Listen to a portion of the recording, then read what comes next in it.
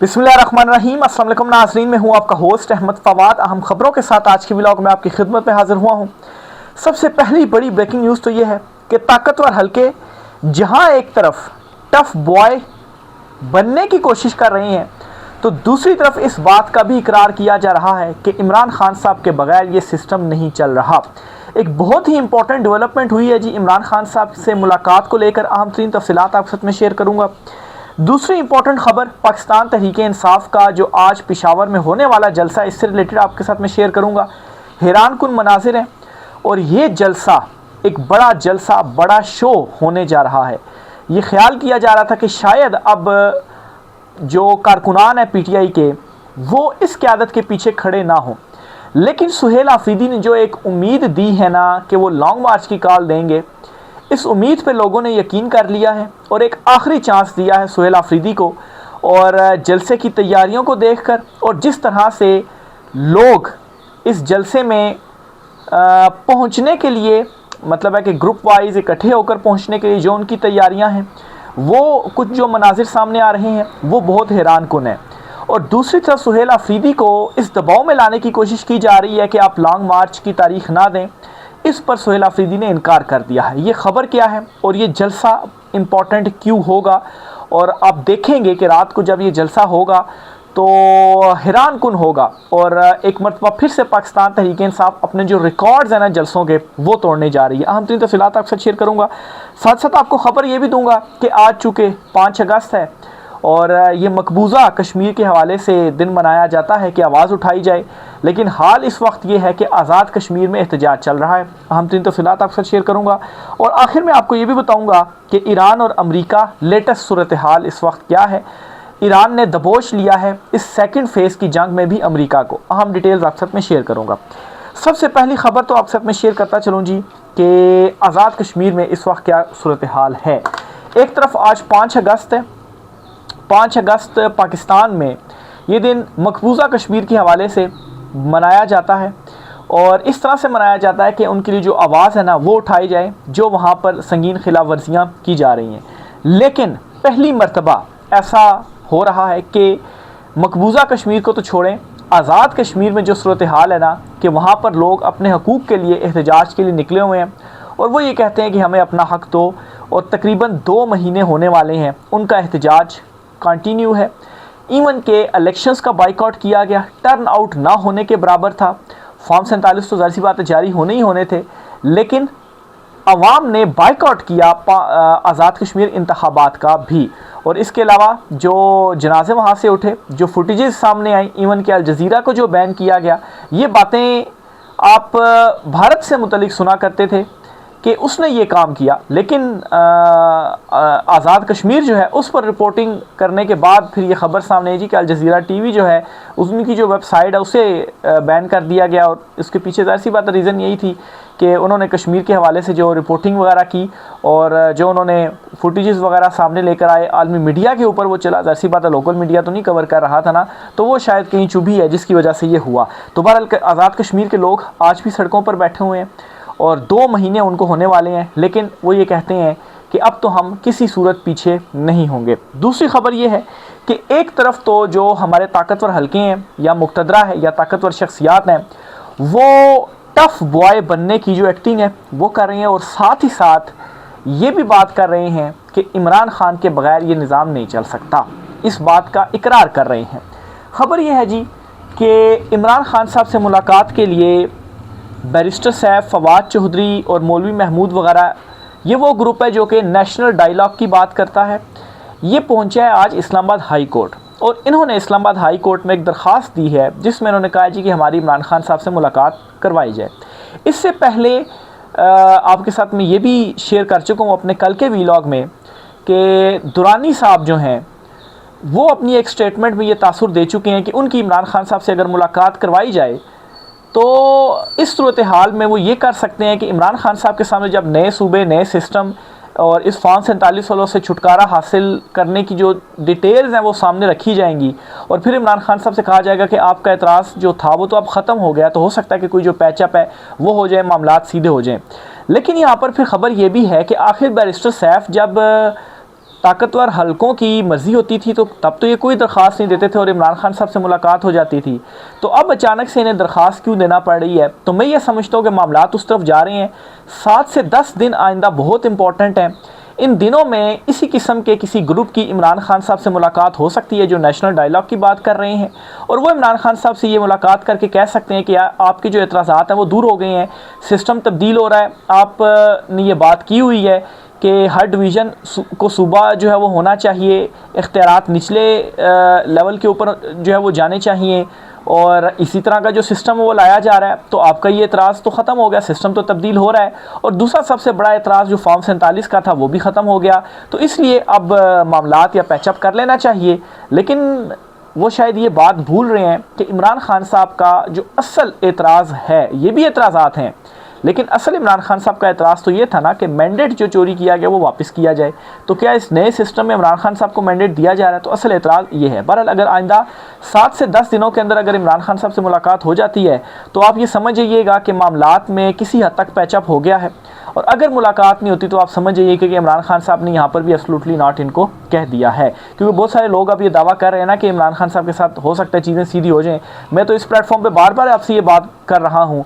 मैंने आपको सादा सा जो फार्मूला है वो भी दिया हुआ है कि खान साहब असूल और नज़रिए पर कॉम्प्रोमाइज़ नहीं करेंगे, मुज़ाकरात करने को वो बिल्कुल करेंगे, लेकिन मुज़ाकरात के ज़रिए अगर आप ये कहेंगे कि खान साहब असूल और नज़रिए पर कॉम्प्रोमाइज़ करेंगे तो फिर ये तो नहीं हो सकता। तो अगर इमरान खान साहब को इस नए सिस्टम की तब्दीली या फॉर्म 47 वालों को घर भेजने के मामले पर ये कहा जाए कि एतराज़ दूर हो गए हैं, लेकिन मैंडेट वापसी के ऊपर जो है वो उनसे कहा जाए कि आप जो है वो इंतज़ार करें, तो फिर इसका मतलब तो यही है ना कि एक ऐसा सिस्टम जिसको इमरान खान साहब जो है वो कबूल कर रहे हैं, जिसे अवामी मैंडेट ही हासिल नहीं है। अव्वल तो अवाम उसको इसलिए एक्सेप्ट नहीं करेगी कि उनके मैंडेट के मुताबिक नहीं होगा। हाँ, अवाम की ये ख्वाहिश ज़रूर है कि सिस्टम तब्दील ज़रूर हो। बहुत सारे लोग इसके हक़ में भी वोट करेंगे या सपोर्ट करेंगे कि नए सूबे बनने चाहिए, निचले लेवल तक जो है वो इख्तियारात आने चाहिए, बलदियाती निज़ाम वगैरह होना जो है वो चाहिए, या सदारती कोई सिस्टम जो है वो होना चाहिए। बहुत सारे लोग, ज़ाहिर सी बात है हर किसी का डिफरेंट ओपिनियन होता है, वो ज़रूर ये राय देंगे कि बिल्कुल ठीक है, निज़ाम ये आना चाहिए, लेकिन ये निज़ाम ऐसा नहीं होना चाहिए कि इसमें दोबारा से आप फॉर्म 47 के जो चेहरे हैं वो मुसलत कर दें। ऐसा तो नहीं ना। आप अवामी मैंडेट का एहतराम करें। निज़ाम तो ये पार्लिमानी निज़ाम भी तो अवाम को कबूल ही है ना, इस निज़ाम के तहत ही अवाम ने वोट दिया। लेकिन अब रद्द-ए-अमल इसलिए आ रहा है कि आपने अवाम के मैंडेट का एहतराम नहीं किया। जिसका मैंडेट था वो जेल में बैठा हुआ है, जिसका मैंडेट नहीं था वो इस वक्त इक़्तिदार के ऐवानों में बैठा हुआ है। तो ज़ाहिर सी बात है इसलिए अवाम इस निज़ाम को भी एक्सेप्ट नहीं कर रहे। तो वो निज़ाम भी बेशक अवाम की मर्ज़ी और मंशा के मुताबिक आए, इमरान खान साहब को कि जो है वो सपोर्ट उसको इस तरह से हासिल हो कि इमरान खान साहब वही सिस्टम चाहते थे। लेकिन अगर वो मैंडेट का एहतराम नहीं किया जाएगा तो फिर कैसे जो है वो उसको कबूलियत मिल सकती है। और इमरान खान साहब, ज़ाहिर सी बात है बात तो फिर वहीं पर आती ना कि आप कंप्रोमाइज़ करने का कह रहे हैं। तो इसलिए मैं समझता हूँ कि एब्सोल्युटली नॉट होगा। बहरहाल अब ये जो कोशिशें हैं वो चल रही हैं इमरान खान साहब के हवाले से। आगे चलते हुए आपको बताता चलूँ कि सुहेल आफरीदी साहब जो हैं उनके लॉन्ग मार्च का क्या बना है। पहले तो ये 2 ट्वीट्स मैं आपके सामने रखना चाहता हूँ, ये ज़रा आप पढ़िएगा, सुनिएगा, फिर उसके बाद मैं आगे बात करता हूँ। तहरीक इंसाफ का मोमेंटम तोड़ने के लिए पिछले 2 दिन बार बार रब्ता किया गया कि अभी मत निकलें, पीपल्स पार्टी के हालात ख़राब हैं, तो अब आपकी जगह बन रही है। अगर आप बाहर निकल आए तो जगह बनना मुश्किल हो जाएगी। क़यादत ने फ़ैसला करना है कि वो इस उम्मीद पर इंतज़ार करती है या अपनी स्ट्रीट पावर दिखाती है। अब जी PTI से कहा जा रहा है कि पीपल्स पार्टी देखें पंगे कर रही है, नून लीग तो ऑन बोर्ड ही है, लेकिन देखें पीपल्स पार्टी की जगह पर फिर आपकी जो स्पेस है वो बन सकती है। देखें इस चीज़ का तो मसला ही नहीं है ना कि इमरान खान साहब को स्पेस चाहिए, और ये ऑप्शन तो खान साहब के पास पहले भी मौजूद थे। इवन खान साहब से कहा गया कि जी कि आप आ जाएँ, इलेक्शन लड़ें और पार्लियामेंट में बैठ जाएँ, लेकिन इस सिस्टम को जो है वो कबूल करें।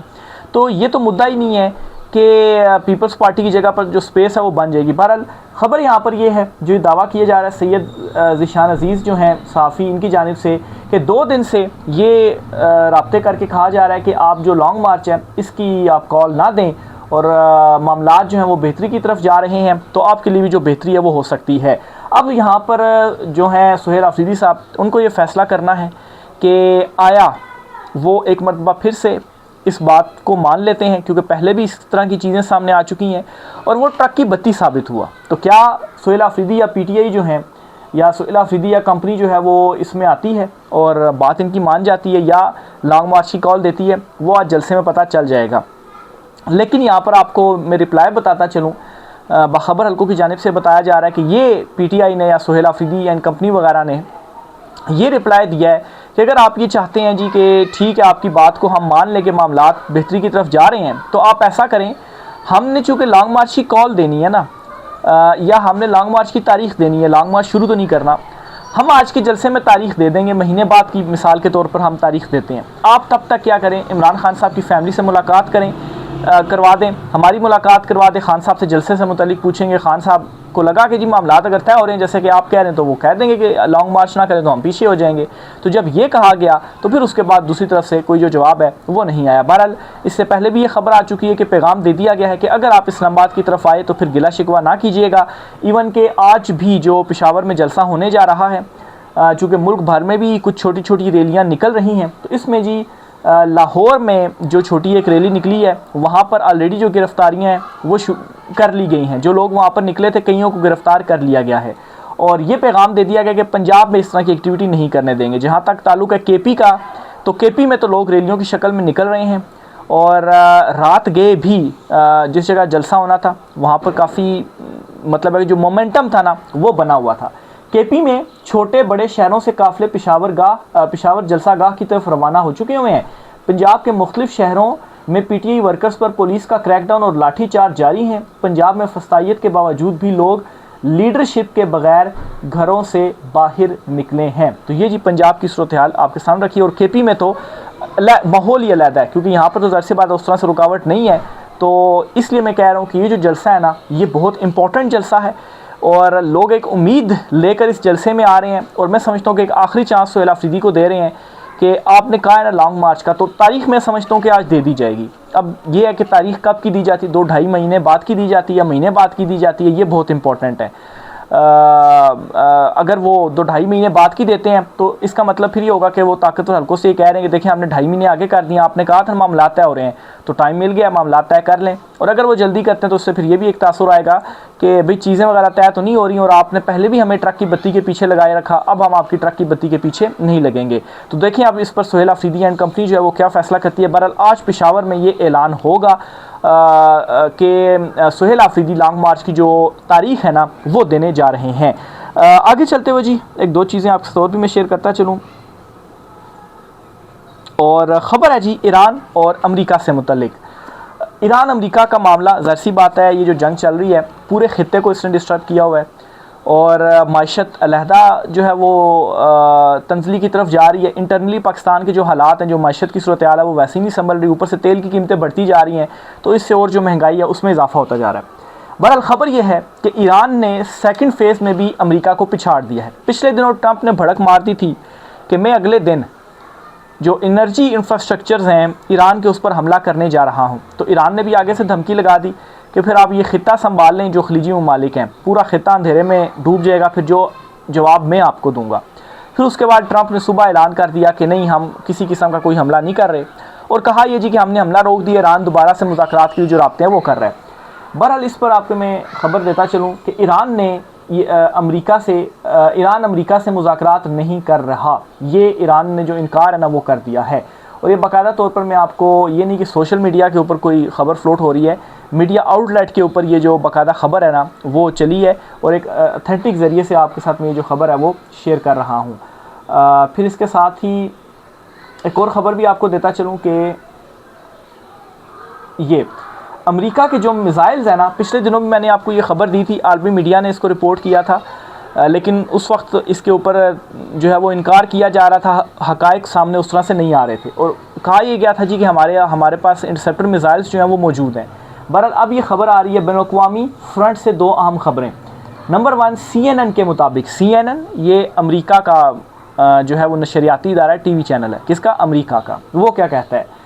CNN के मुताबिक ईरान के साथ जारी जंग में अमेरिकी फ़ौज एक अहम एयर डिफेंस सिस्टम के तकरीबन 80% इंटरसेप्टर्स इस्तेमाल कर चुकी है। यानी कि अमेरिकी फ़ौज एयर डिफेंस सिस्टम के तकरीबन 80% इंटरसेप्टर्स जो है वो इस्तेमाल कर चुकी है। 80%, यानी कि उनके पास सिर्फ 20% रह गए हैं।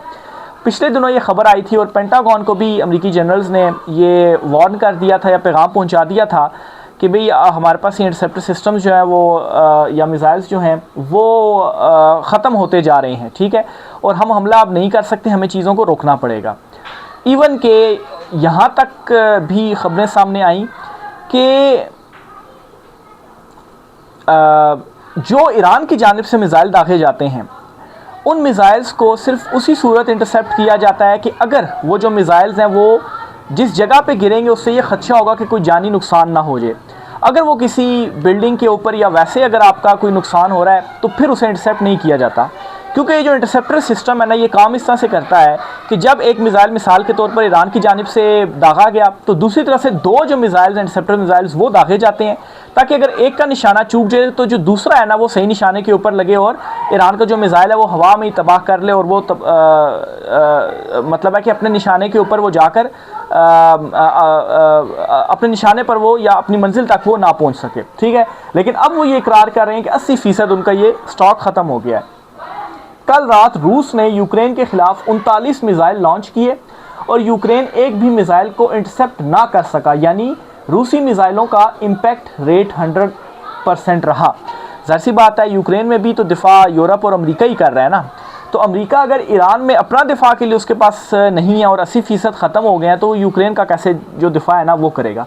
तो अब अमेरिका और ईरान जो ये जंग है ना उसकी सूरत हाल यहाँ तक पहुँच चुकी है, इसीलिए ट्रंप की जानिब से अब हमले नहीं किए जा रहे और वो बहुत बुरा फंस चुका है। अगर पहले फेज़ में वापस चला जाता तो ज़िल्लत फिर भी उसको होनी थी, लेकिन कुछ ना कुछ उसकी इज़्ज़त बच जाती, हो सकता है उसका जो रोब था वो थोड़ा बहुत बच जाता। लेकिन अब सूरत हाल ये है कि अब ईरान मुज़ाकरात से भी इनकार कर रहा है। अब सिर्फ ये नहीं होगा कि स्ट्रेट ऑफ हार्मूज़ ईरान के पास रहेगा, अब ईरान मज़ीद ऊपर से आकर इनसे जो चीज़ें हैं वो मनवाएगा, इस खित्ते से भी अमेरिका को निकालेगा और अमेरिका की जो चौधराहट है ना इस खित्ते में वो ख़त्म करेगा और पेट्रो डॉलर का ये जो सिस्टम है ना वो ख़त्म करेगा। अब इस सतह के ऊपर जो हालात है ना वो आ चुके हैं अमेरिका ईरान जंग में। और इसके साथ आपको ये बताऊँ कि चीन फुली तौर पर बैक कर रहा है ईरान को, और ख़बर ये आई कि बड़े असले की एक बड़ी खेप चीन की जानिब से जा रही है, रवाना कर दी गई है और वो एग्रीमेंट वगैरह हो गया और वो रिसीव हो जाएगी ईरान को।